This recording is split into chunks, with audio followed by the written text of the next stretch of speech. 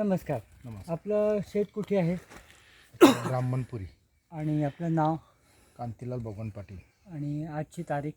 आज 23/9/23. आणि हा जो केळाचा प्लॉट आहे हा तुम्ही कधी लावला होता आणि याच्यात तुम्ही काय काय ॲप्लिकेशन केलं आणि तुमचा याच्यातला काय अनुभव आहे तो आपल्याला पाहिजे.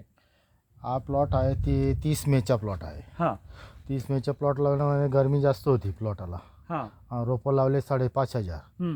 थोडं रोपं झाले, मेले ते रोपं.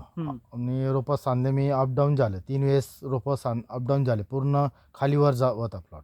बरोबर. मग अनुपाचे मी थोडं स्प्रे घेतले आणि अनुपाचे ड्रिपमधून ॲप्लिकेशन केलं.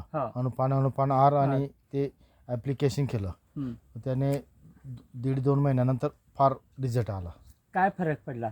मागे पडलेले झाडावर वाढले, मागे पडल्याचे अपडाऊन एकसारखेच झाले झाडं.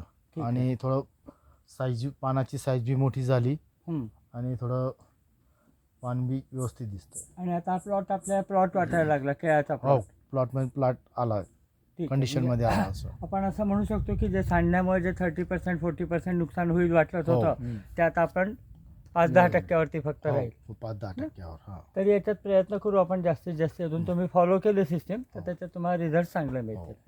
आणि तुमचे धन्यवाद. थँक्यू.